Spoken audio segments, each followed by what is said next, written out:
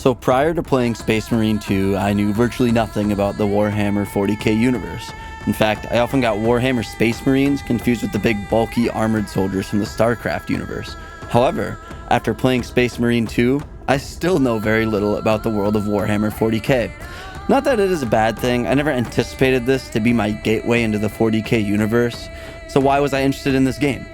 Well, that's quite simple. I'm a sucker for a good PvE experience. Small team of me and my friends going against, likely, hordes and hordes of endless enemies. Left 4 Dead was a time and a half, Left 4 Dead 2 is one of my favorite games ever made, and Back 4 Blood was a little disappointing, honestly, I'm not gonna lie, but me and my friends still had a grand old time playing through that game. So although those games are first-person zombie focused, they share the same basic DNA with Space Marine 2, not to mention all the amazing reviews I heard about Space Marine 2. After playing it, I'm left a little disappointed, I'm not gonna lie. By no means would I call it a bad game, not even close, but there are definitely some issues I have with the game that I did not anticipate on having. I did play all 3 game modes as well, that being the story, the PvE missions, as well as the PvP arena. So let's bow to the Emperor and discuss Warhammer 40k Space Marine 2.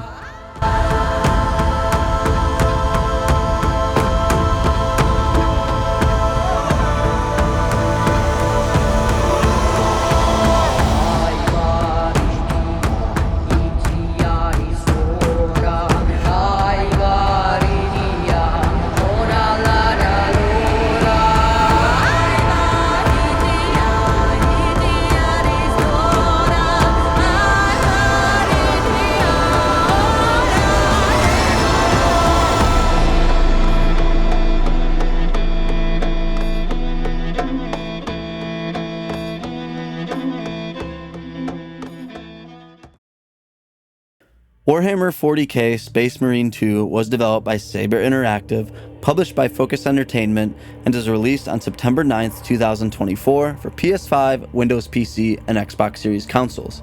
I played the game on PS5, so all footage you are seeing is from that platform recorded using the PS5's onboard recording. The story of the game takes place about 200 years after the events of Space Marine 1, which I do want to point out I did not play. However, I did watch a little synopsis of the story events of that game prior to playing this one. Much like the first game, you play as Demetrian Titus, and you, along with your squad of Sergeant Gadriel and brother Sharon, however you pronounce that, are sent on a rescue mission to help get a high-ranking member of the Adeptus Mechanicus off the planet of Kaduku. However, this rescue mission reveals there is much more going on than meets the eye, and Titus's quote-unquote checkered past continues to cause others to doubt him in more ways than one. During the story mode of this game, you can either play it solo, playing as Titus, or you can team up with 2 of your buddies and have them control Gadriel and Sharon. I played through the entirety of the campaign in co-op with friend of the channel Tyler and my brother. The campaign was definitely fun, but I just had a lot of trouble with connecting with the characters in this game and fully getting behind them. This could be chalked up to me not really knowing anything about Warhammer, and I'm sure that is definitely a part of it, but at the same time, I dive into new IPs all the time. Hell, my favorite of all time, Mad Max, strangleholded me with Fury Road, the 4th movie in the series. I'm sure being more invested in the lore would have benefited me, of course, but at the end of the day, I knew nothing about the lore before playing the game, and I can only report on my experiences. However, during the story, the missions you partake in and the gameplay you experience is truly amazing. The zombie games I mentioned earlier obviously used hordes and hordes of enemies as a main gameplay mechanic, and specifically in Back 4 Blood, there can be very overwhelming amount of enemies all converging on you at the same time. However, those games don't hold a candle to Space Marine 2. At certain points of the story, you can look out at the landscape and see literally hundreds of enemies rushing towards you, and the best part is that they are not just some background assets in the game. What you see is actually what you fight. I have never seen enemy hordes quite like this. I've never played it, so I can never speak too much on it, but the only game I've seen that's come close to matching this type of enemy count on screen is Days Gone. It truly is a sight to behold. There were often times that my PS5 would suddenly start dropping frames for a few seconds, and normally that would piss me right off, as I am most definitely a frame chaser. But in this instance, I kinda understood. In fact, I'm a little shocked it didn't happen a little more, honestly. You also experience these wild enemy hordes in the PvE missions as well, which I believe to be this game's bread and butter dog. In these missions, you play as a different three-man team, separate from Titus, Gadriel, and Sharon. As this B team, we will call them, you go off and do various tasks that technically happen during the story of the game, but always behind the scenes. Oftentimes before you start a story mission, Titus will delegate another squad of Space Marines to do something different than what he is about to do, and that is what this PvE missions are. But these differentiate from the story not just in form, but also in function, as you have to play as one of 6 classes. I chose the Bulwark class, which is a melee-focused class, which is equipped with a one-handed melee weapon, a pistol, and a shield. Other classes include, but are not limited to, a Heavy, which specializes in big, heavy, two-handed weapons, and the Sniper, which is a pretty self-explanatory class, if I'm being honest. While in this PvE mode, you definitely have to play to each other's strength, and as the Bulwark with my shield and highest armor, I was often on the front lines of combat while the other two were more firearm focused, hung back a little, and blasted away. I really enjoyed the classes system in this mode, as it keeps the combat fresh and different, especially since there are only 6 of these missions available at the time of playing. So you can do different classes and go back and do these missions, and it'll be definitely a different experience each time depending on the class you pick. The last mode I want to discuss is the PvP mode, which I will be honest here, I absolutely hated. I feel it is definitely an afterthought here, as there are only 3 game modes and 3 maps that you can partake in. And you choose from the same classes as the PvE missions, with your loadouts and customized armor sets carrying over in this mode. But really, this game mode was honestly some of the most boring multiplayer I've ever done. Could that be because I was kind of bad at it? Sure, I'm not ruling that out, but at the same time, I started out pretty damn bad at Overwatch 2, and I am still playing that to this day. I typically would spend about 15 to 20 seconds just running around, not seeing anyone, and then just usually getting killed from behind. Just definitely a miss if you ask me. But what is also great about this game is the freedom you get with the armor customization that you can use in the PvE and PvP mode. Saber Interactive has given you the opportunity to really go buck wild here. As you play the PvE mode, you earn currency to buy specific colors and decals, and then you earn different pieces of armor by playing through the missions by default. I think the part that is really cool is that they give you the freedom to change the decal, color, and adornments of each individual piece of armor. For example, on screen here, you should be seeing the final build I went with. I had a mostly white armor set, but for whatever reason, I really like the look of it with like a military green arm and then the same color applied to the opposite leg. But I am a bit of a minimalist and didn't want to go too crazy, but you really have the freedom here to go nuts if you really like that type of thing.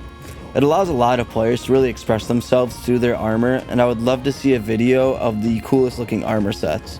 Saber should put on like a bracket and let the players vote for their favorite set or something every week. I think that'd be really cool. Now, I know I mentioned a couple negatives earlier, but I actually have a lot more to discuss in the negatives column, but they are all like technical issues, I'll say, that I wanted to keep separate from the other stuff I mentioned. Firstly, I wasn't a huge fan of the control scheme here. There was just 1 or 2 button bindings I wanted to change. However, I was unable to do that without completely changing the entire controller layout. Now, I don't try this in every game I play. I really only try to change things when I need to. And this is the first game I have played in a while that I have tried to change the bindings that does not let me change individual buttons while keeping the rest the same. I really just wanted to swap my weapon swapping and ability buttons, so Y was to switch guns and down on the D-pad would have been to use my ability.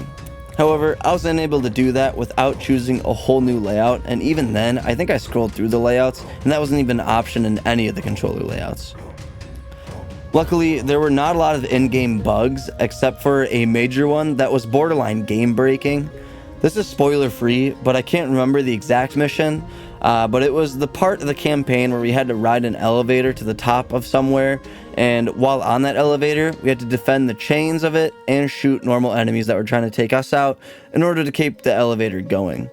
This was made way more of a struggle than it needed to be due to a bug where the enemies could not only see us through objects, but also shoot us through them, as it seemed like a lot of the cover's collision detection was gone. So enemy bullets would fly right through the objects and into our heads. And to make things even worse, we couldn't even pick up any of the stim packs scattered throughout the area. So whatever health we lost, we just had to roll with until we eventually made it to the top. And luckily, after a handful of tries, that's exactly what we did. We did get to the top of the elevator, but only by the skin of our teeth. But if we were on one difficulty level higher, there's absolutely no way we could have been able to pull it off. Hence why this bug I would classify as borderline game breaking, as it didn't break ours, but if someone was really on that highest difficulty, or if we really decided to go balls to the walls here, 0% chance we would have been able to pull it off. And while on the topic of difficulty, the jump from average to substantial difficulty levels in the PvE missions was absolutely bonkers. We were able to get through a mission while all being like level 7 on average mode, borderline without even one of us coming close to getting knocked down. So then we decided to bump up the difficulty 1 level to substantial, and we would be fighting for our life from the jump, constantly hanging on by a thread until we inevitably lost the mission. Now you'll know I do not shy away from hard games, but the gap between these two difficulties was simply too severe. And I know it gives you recommended levels with each difficulty. With there's 4 of them, and the recommended difficulty is like 1, 5, 15, 1, 5, 10, 15. But with the two difficulties of average and substantial, with their respective levels being 5 and 10, we were blowing through it at level 7 on average. And so although we were under leveled on substantial, definitely way more of a difficulty spike than I would expect there to be. And part of that difficulty could have been attributed to the parry timing, usually being questionable at best. Now, when a smaller enemy was going to jump on me and the blue ring appeared, it was fine. All you had to do was hit that button before they actually attacked, and you would automatically counter their jump and kill them. But when the bigger enemies went for an attack and you had to actually time the parry, all 3 of us were hitting it right at the time we needed to be. Yet we would still take damage and not counter the enemy's attack. If it was just me, then so be it. I have bad timing. Not gonna argue that fact if that's the case. But when all 3 of us are constantly complaining about the parry window, I feel like there's a bigger issue afoot. And although, as I mentioned earlier, Saber does give you ample customization opportunities in the game for your Space Marine, the system they chose to go with was very clunky and unintuitive in my opinion. Anytime you wanted to change a piece of armor, you had to set a new rule for it and then change it within that rule. And not that it's bad, but the fact that you don't unlock an emblem for every armor piece, only unlocking it for one piece at a time, yet colors seem to be unlocked across the board, was very confusing. I feel like there could have been a much more cohesive customization suite than what Saber chose to go with here. And lastly, by far and away, my biggest issue with this game were the server issues. I played this game a total of probably like ballpark maybe 10 to 12 times, and every time I played, my other 2 brothers in arms did as well. Wow, that really inopportune time for my voice to crack there. And I think there are only 2 times where we were able to get through a play session without any server issues. We constantly had issues joining our team together and then staying together after a mission. Oftentimes where one of us would just get booted from the team after a mission for no rhyme or reason. And that is assuming we were able to do a mission in the first place. I didn't count them in the previously mentioned total. There were also like 2 or 3 times we just straight up couldn't squad up no matter how many times we tried, and just decided to not play for that day. 1 or 2 times with the server issues, not ideal, but totally livable. However, with Space Marine 2, it was literally to the point where we counted on having issues, and it was a pleasant surprise when we didn't. Genuinely one of the worst quote-unquote server experiences I have ever had, and very potentially the worst one. So despite my issues with it, would I say Space Marine 2 is a good game? Yeah. Would I say it justifies its $70 price tag? For sure. Between the story and the PvE alone, I would say it justifies that price tag, and although I do not even like it, the fact that PvP is there certainly doesn't take away from the value at the very least. But I don't know, man. I really don't. I was prepared to love this game, and it simply just disappointed me a little. Between the clunkiness of things, the server issues, and probably just my lack of Warhammer 40k knowledge, this game sort of fell short for me. It kind of lacked that X factor, that thing you can't quite put your finger on, but you know when it's there or not. I'll probably jump back in when they add more content down the road, but for now, I am perfectly content putting this game down for a while. And by the way, either way, at the end of the day, as long as Henry Cavill is happy with the game, more power to him and the Warhammer fanbase. Onward, brothers. Hold fast, and our will for the Emperor will prevail us through these tough times. This I am sure. Armor boost.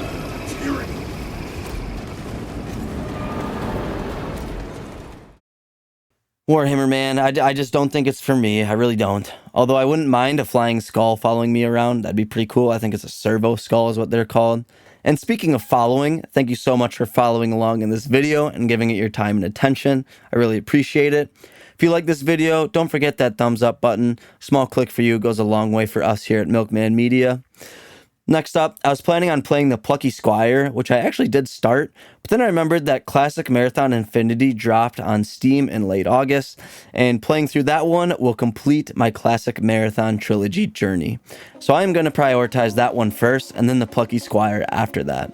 At the time of writing, I am actually almost done with Marathon Infinity, as I am in the final chapter, so that video will likely be hot on the heels of this one. So if you want to hear my thoughts on Marathon Infinity, the Marathon series as a whole, the Plucky Squire, any other game I play, or even some food videos, make sure to hit that subscribe button and hit that bell to turn on post notifications so you don't miss anything. And lastly, let's talk Warhammer 40k in the comments, whether that be this game, the first one, or any other game, or just the universe as a whole. I'd love to hear what you guys think about any of it in the comments below. I'll talk to you guys there. Thanks again for watching, and I'll see you in the next one.